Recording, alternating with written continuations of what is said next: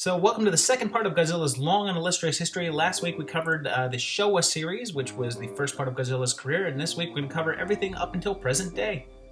So after a 9-year gap, Godzilla finally returned in The Return of Godzilla, which was released in the US in 1985 as Godzilla 1985.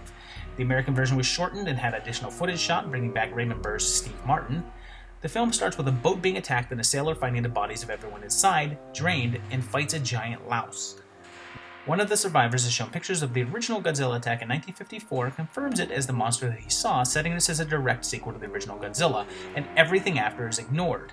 They mention Godzilla being awakened, and they make no mention of the fact that he was killed by the oxygen destroyer, and make no explanation of how he was alive.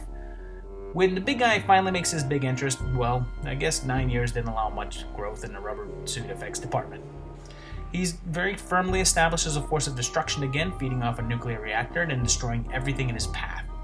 Later, he returns to Tokyo and Atomic Breath gets a bit of an upgrade. He smashes up the city and, of course, has to eat a train. The government unleashes Super X, a flying super tank, against him and actually make him bleed and then knocks him out. An accidental nuclear explosion awakens Godzilla and he destroys Super X by dropping a building on it. Finally, they're able to lure Godzilla away with a magnetic transmitter and drop him into an active volcano. There was a 5-year gap before Godzilla vs. Biollante was released in 1989, which didn't get released in the US until 1992. It picks up right at the end of the last one in 1984. Some soldiers steal a sample of Godzilla cells, which is then stolen by a mercenary, and the doctor goes to test them, but the lab is destroyed and his daughter is killed. 5 years later, in 1989, the doctor continues his work mixing Godzilla cells with plants, which also contains the DNA of his dead daughter. It grows out of control and becomes this giant rose thing. The same mercenary assists in an explosion that frees Godzilla from the volcano. He has a new look, but so does restored Super X, and the big guy eventually faces off against the plant monster Biollante. He blasts it and moves on, facing off against Psychic Girl Mickey and destroying more buildings until Biollante's spores reform and attack him. Its huge new form is a little bit Alien's deadly spawn, and Godzilla blasts it again and it escapes into space. Godzilla returns to the ocean, and during the credits you can see Biollante as a giant rose in space. It was only a 2-year gap until we get 1991's Godzilla vs. King Ghidorah, which was released in the US in 1998. The movie opens in 2204 as a submarine discovers the underwater corpse of Ghidorah with one of his heads destroyed. We then head back to present day as a UFO appears.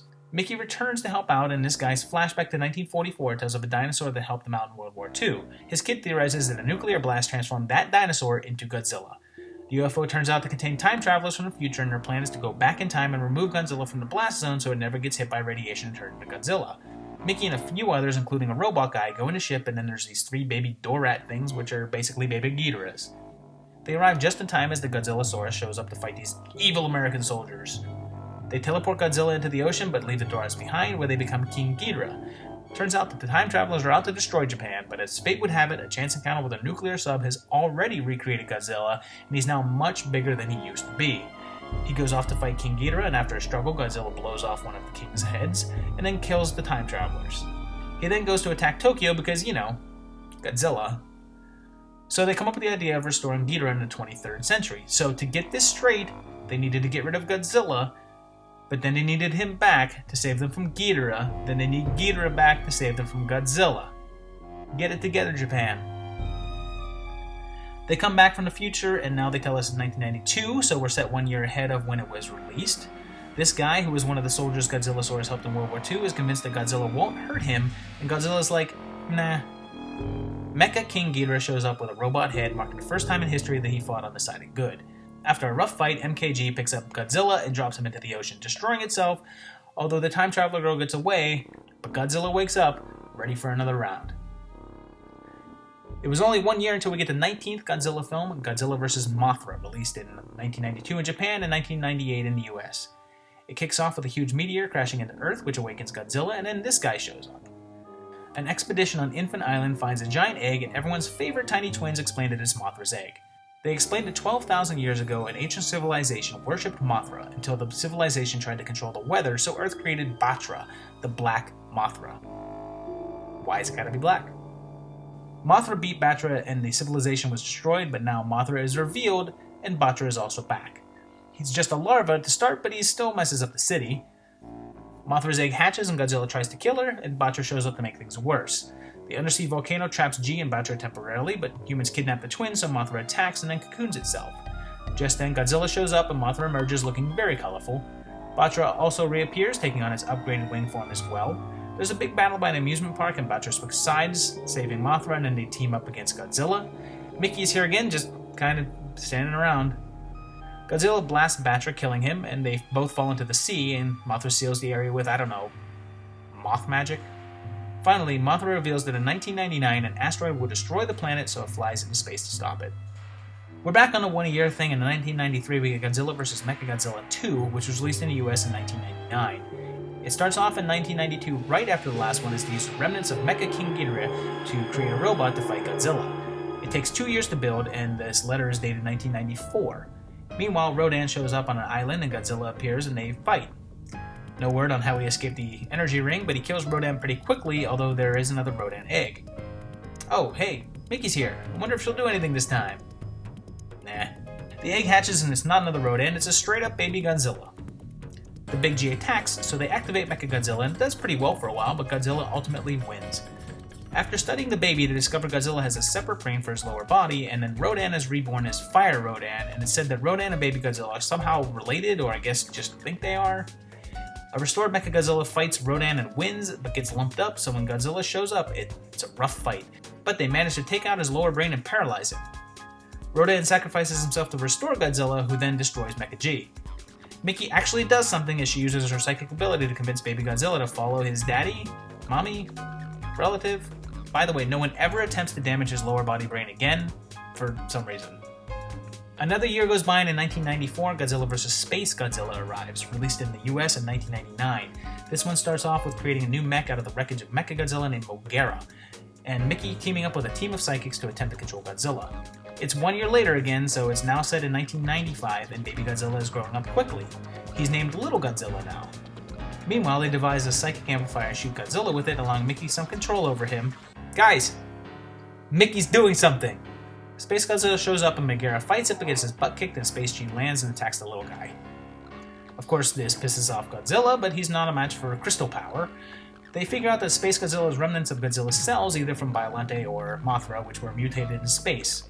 Space G continues his destruction, and regular Godzilla shows up to give it another shot, and so does Megaguirus. Megaguirus splits into two pieces and helps destroy the tower that Space Godzilla is draining his power from, but then it gets destroyed, and then Godzilla straight up Mega Blasts Space Godzilla into oblivion. Godzilla walks off, and the telepathic thing falls off. 1995 brought us the final film in this series, Godzilla vs. Destroyer, which was released in the US in 1999 with the much less fun to say Godzilla vs. Destroyer. It opens in 1996, following the real-time plus 1 year pattern of the previous movies. Godzilla shows up right away, burning red and destroying things, as he still do. It's determined that Godzilla is basically melting down. We then meet the adopted grandson of Dr. Yamane from the very first Godzilla, who is tapped to help determine the cause of Godzilla's issues. And oh great, it's Mickey again. A new invention that is being used to make fish grow appear to be similar to the Oxygen Destroyer from the original. The Destroyer comes up again in a discussion on how to stop Godzilla from melting down and destroying Japan, and they clearly say the first Godzilla. And since the films from the 1970s aren't canon in this timeline, that means Godzilla's first appearance was in Return of Godzilla. It turns out that the Oxygen Destroyer 40 years ago also mutated a tiny life form nearby, and it's been growing ever since. There's more than one of them, and they've made short work of the military, and then Godzilla makes his move. Luckily, they've just finished work on Super X3 because the previous two Super X's did such a good job. This one manages to freeze Godzilla, and then Little Godzilla shows up and he's grown again. Now he's Godzilla Jr., and he's about the size of old school Godzilla. The mini destroyers combine into one big super destroyer, Voltron style. It faces off against Godzilla Jr. and then mutates into its final form, and it kills G Jr. This obviously ticks off Godzilla, and they fight, with destroyers splitting up again and then reform again. All while Godzilla's temperatures reach its peak level, and with the help of Super X, the destroyer is finally defeated. They try to freeze him again, but it's too late, and he melts down, disintegrating. It's actually kind of sad. Instead of all the radiation destroying the world, the energy disappears, being absorbed into Godzilla Jr., who is revived as the new Godzilla. Toho's intention was to retire Godzilla for 10 years and not make a new movie until 2005. 3 years later, in America, this happened. This is not Godzilla. Doesn't count. Move along. The American movie was such an embarrassment to Godzilla that Toho brought the big guy out of retirement a few years earlier, and in 1999 they released Godzilla 2000 Millennium, which was released in the US also in 2000. Continuity-wise, it's a bit of a head-scratcher as the world is definitely aware of Godzilla's existence, but it's unclear if it's connected to any other films. Apparently, the official Godzilla site states that it's its own continuity, with this Godzilla being a new second Godzilla after the original 1954, which would make this the second reboot. You could also kind of view this as a Godzilla Jr., just mutated further. Anyway, he shows up right away, crushing again, and has a completely new look. Meanwhile, this mysterious rock surfaces from the ocean and then flies away. Godzilla fights the military, showing more vulnerability than usual, and then a rock shows up and Godzilla fights the rock. Just to be clear, actual rock, not Dwayne Johnson, and the rock wins. Turns out that this Godzilla isn't invulnerable, it just regenerates really quickly to heal any wound. The rock then turns into a UFO and Godzilla shows up to fight it, and the UFO drops a damn building on him, and then turns into a really shoddy CGI thing. Just in time for Godzilla to get up and destroy the UFO. The CGI thing then turns into this big monster called Orga, and they fight, and Orga tries to eat Godzilla's whole head. Godzilla calmly replies by blowing Orga's whole head off, and then just strolling off. 1 year later, in 2000, we get Godzilla vs. Megaguirus, which was released in the US in 2003. It really throws a loop of continuity by starting off by going back to 1954 and redoing footage from the original with the new Godzilla suit, and he's not killed by the Oxygen Destroyer. He returns again in 1966, which would have been around the time of Abira, and then in 1996 he appears again. Finally, we spring ahead to 2001, where the plan is to send Godzilla into a freaking man-made black hole. And of course, when they test it, this thing comes through and leaves an egg. The egg hatches into multiple insect things that eat people and then grow wings, and then pretty soon there's a ton of them. They swarm Godzilla, and there's a big one because there's always a big one, and they face off, ending with Godzilla burning the Megaguirus. Finally, they open a black hole and Godzilla is seemingly banished, but in an after-credits scene, it's revealed that he escaped. Another year passes, and in 2001, Godzilla, Mothra, and King Ghidorah, Giant Monster's All-Out Attack is released in the US in 2003. It restarts continuity again, referring only to one previous Godzilla attack in 1954, where Godzilla was defeated. They refer to other monster attacks, including an attack on New York City, which Americans claim was Godzilla, poking fun at the 1998 film. Things kick off with Larva Mothra showing up to kill some people, and then later Baragon appears, with Godzilla arriving soon after. This is an evil Godzilla with white eyes, and he takes on Baragon and annihilates him. Mothra cocoons and hatches at the same time that Ghidorah awakens, and then they all face off, with Ghidorah making his first appearance as a good monster not under human control. Godzilla manages to destroy Mothra, but her essence restores Ghidorah, who manages to wound Godzilla but then also gets destroyed. Then, a soldier drives a sub into Godzilla's mouth and fires a missile out of Godzilla's wound, which really messes him up and he explodes, but his heart still beats on the ocean floor. 1 year later, in 2002, we get Godzilla x MechaGodzilla, released in the US in 2004. It opens with Godzilla showing up in 1999 destroying stuff, and it's mentioned that it's similar to the one that attacked in 1954, so continuity is rebooted once again. Although it also mentions the original Mothra and War of the Gargantuas for some reason, they decide to use the skeleton of the 1954 Godzilla to build a super cyborg to fight Godzilla. We then jump to 2003, and the robot is complete and they name it Kiryu, and it's just in time as Godzilla shows up again. They face off, but Godzilla's roar activates the G-DNA in the mecha suit and it goes out of control. It soon gets fixed up and they square off again, and it does pretty well for a little while until getting knocked out of commission. It recharges and blasts Godzilla, severely wounding him. And then Kiryu is out of juice again, so it's a draw as Godzilla just kind of strolls off. 2003 switches things up again, as for the first time since 1995 we get a film that continues from the previous one as Godzilla Tokyo SOS is a continuation of Godzilla x MechaGodzilla. It was released in the US in 2004 and starts off with the military encountering Mothra. It's set in 2004, 1 year after the last one, and the twins reappear to the man from the original Mothra film played by the original actor. Mothra wants the humans to return Godzilla's bones to the sea or she'll declare war. A huge body of amoebas washes ashore, which apparently first appeared in a movie called Space Amoeba in 1970. This one was killed by Godzilla, who shows up a while later, and he's still injured from the last movie. Mothra shows up, but she's no match, so they send out Kiryu, but it's too late. Luckily, she has 2 backup copies ready to go. They swim across the whole ocean in like a half hour and join the fight, and then they use their silk and Mecha G helps out, picking up a cocoon Godzilla and dumps him into the ocean, sinking himself as well, returning the first Godzilla's bones to the sea. In 2004, Toho decided to give Godzilla a rest, so they made Godzilla Final Wars and declared it would be the final film in at least 10 years. It was released in the US in 2005 and features more monsters than you ever thought possible. It kicks off with Godzilla being trapped in ice and news that radiation produced not just monsters, but mutants who teamed up with humans to fight monsters. They tell us that Godzilla first appeared in 1954, and then we get another sub-battle against Manda in his first appearance since all monsters attack, and it's quickly destroyed. They find the remains of a monster from 12,000 years ago, and the twins tell them that it's Gigan and he's a bad dude. And then in New York, Japan's image of what New York is like, Rodan appears and stands before the moon, and geez, if the moon is that close to Earth, we're all gonna die anyway. Then in Sydney, we see the American Godzilla, now called Zilla. Angulus attacks Shanghai, King Caesar shows up on Okinawa, Kamacuras attacks Paris, and Kumanga attacks Phoenix. Ibira attacks Tokai, and he's still a giant crab, and look at this freaking Minya shows up on Mount Fuji, and he still looks like an idiot. Then huge UFOs appear, and aliens from Planet X take the monsters away, but of course they turn out to be evil, I don't know, fish head monsters. Freaking Planet X. They revive Gigan, who still has no hands, and return all of the monsters to Earth. The humans wake up Godzilla, who immediately takes on Gigan and blows his head off in 2 seconds. Next, he takes on Zilla and kills him with ease. Kumanga's next, and dead. How about Kamacuras? Stabbed. How about Angulus, Rodan, and King Caesar? Triple homicide. Godzilla literally stabs Hedorah in the face with a Ibira and then destroys them both. A new monster appears, Monster X, and it knows Kung Fu. Mothra finally shows up and has to fight an upgraded Gigan, now with even more impractical hands, and it cuts off Mothra's wings, but she keeps on fighting and cuts off Gigan's head, and then annihilates him.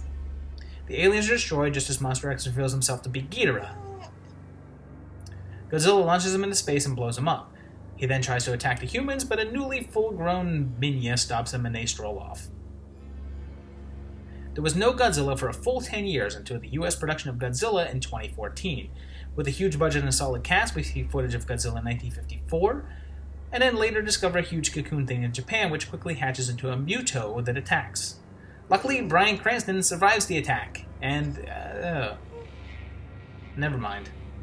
The Muto next shows up in Hawaii, and Godzilla arrives, causing this massive wave and killing all these people. Yay, Godzilla! He faces off in the Muto, and, well, I guess they fight, but we don't get to see it. Let them fight.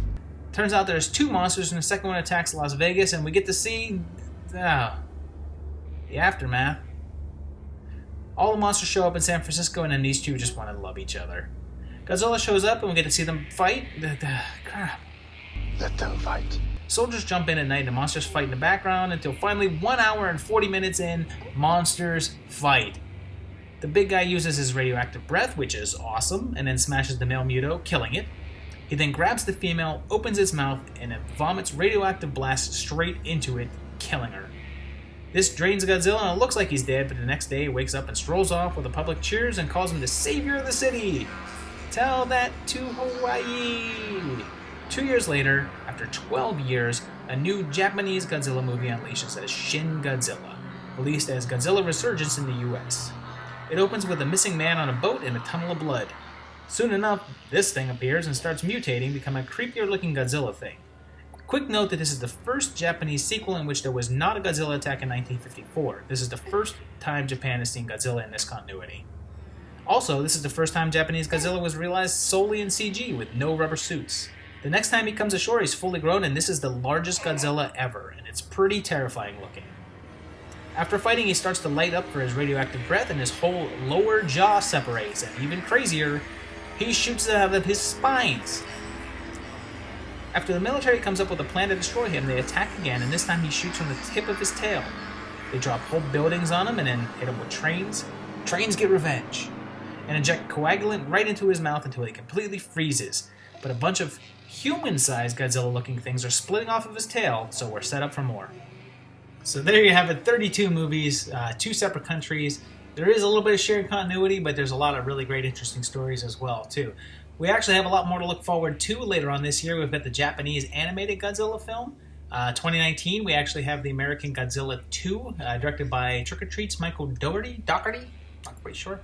And then in 2020, we have the action mashup Godzilla vs. King Kong, sort of a spin-off of this year's Skull Island. So we're actually looking forward to that as well. So that about wraps up this first edition of Sci-Fi Timelines. Hope you've enjoyed the video. Again, please feel free to share it as much as you like. Put it on whatever social medias you feel you can. Like it, comment it, do whatever. A couple quick thank yous. All the people that are participating on my Patreon page. These people right over here. Big thank you to these guys as well, too. You guys really help me out. That's a wonderful thing. You can go to patreon.com/movietimelines to help out there. Also, I want to give a big thank to Secretly Geeky Identity for actually providing me with the awesome Godzilla t-shirt that you're seeing down below. You can actually go there and go to the website and get this t-shirt yourself as well, too. And finally, I want to give a big thank you to HorrorSociety.com, who ran a great article on me, which you can kind of see right over here, too. Thank you guys. It's really great to be acknowledged for the work, and I hope you guys are really enjoying the video. So again, thanks for enjoying the video, and we'll see you next time. Bye-bye, guys.